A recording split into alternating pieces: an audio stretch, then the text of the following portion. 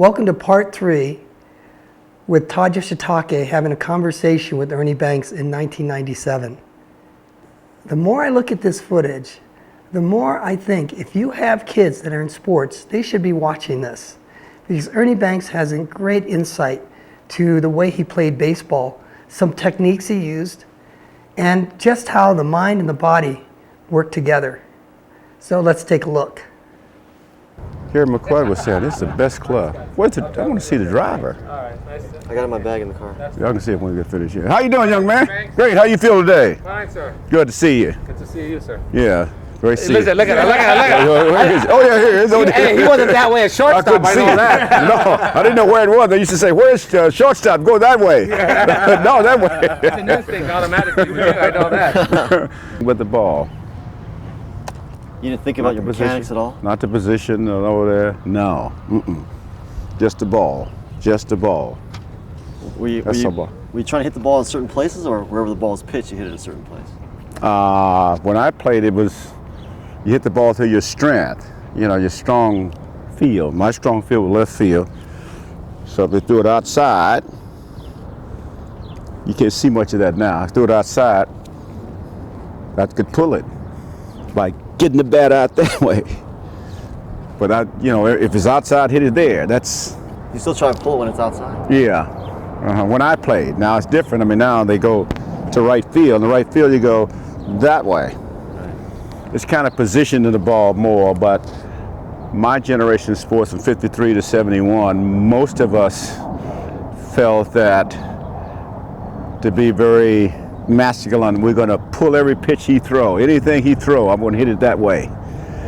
And we really worked on that. And the reason is that you have to find your slight edge. What did I do best at this plate? What helped me to be a major league player? And the one thing was my hands.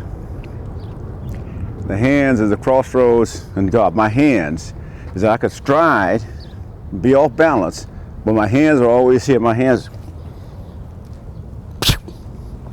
The hands are the one thing, if you could develop those and learn how to control them, is the one thing that will keep you consistent, in my opinion, in baseball.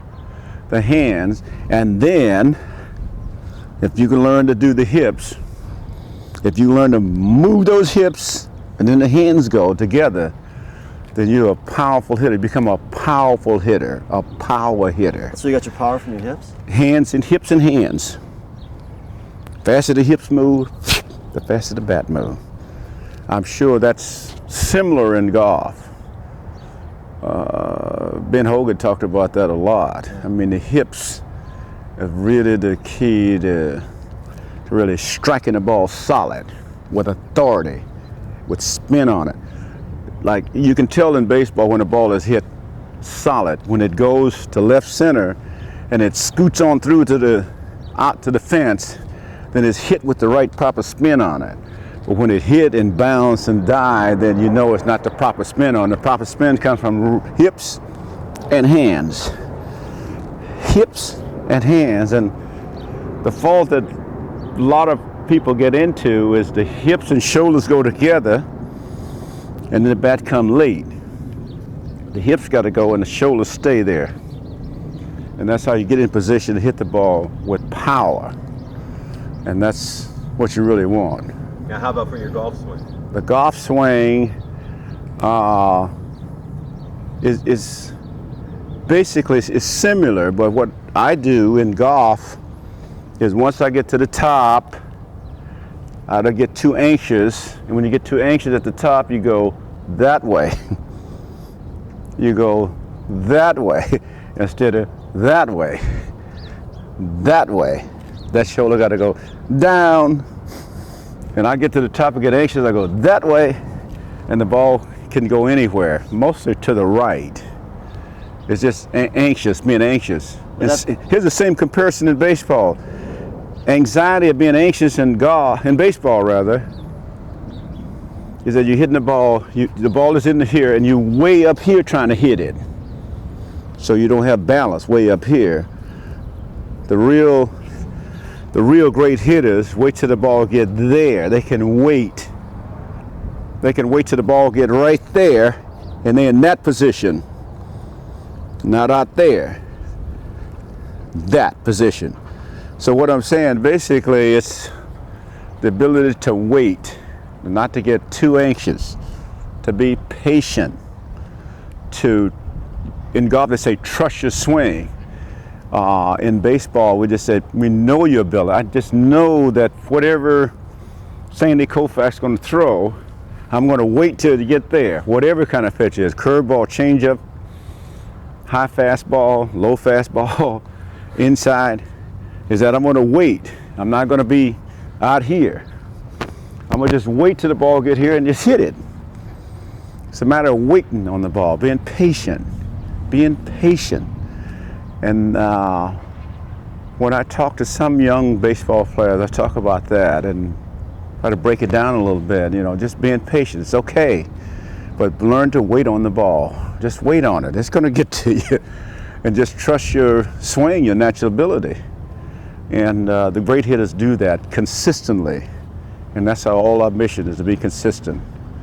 So I'm working on that in my golf game now, is being consistent. Like when I get to the top of the swing, just wait on the ball. Wait and swing. And swing, wait and swing. When I do that, I play about 12 good holes. And then I get over anxious, the anxiety rolls in, and I start trying to hit it too hard. In the same way in baseball, you try to hit it too hard to muscle the ball, and then you're all way out there, and you're off balance. I know in golf, when you're playing your best, it feels like everything is in slow motion, and when you're playing your worst, it feels like you're always a step behind, you're rushing. Would that be the same in baseball? Same thing, yes.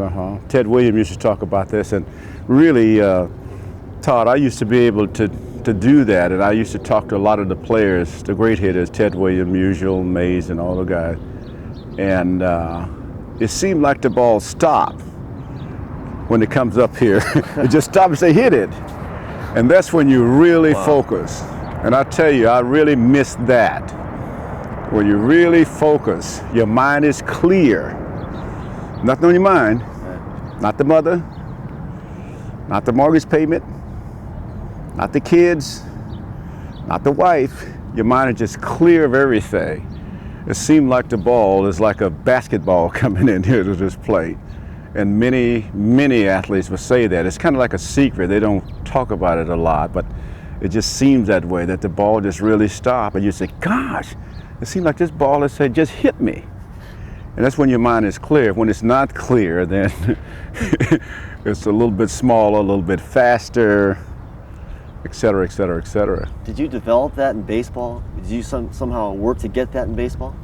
I worked at it, yeah. I went to Korea one time, and I studied with a corporate executive from Samsung Corporation, and he had on his wall there the best thing in life is if you can learn to keep a clear, cool head, that you can do anything. He had it in Korea, and I asked him about that. What does that really mean?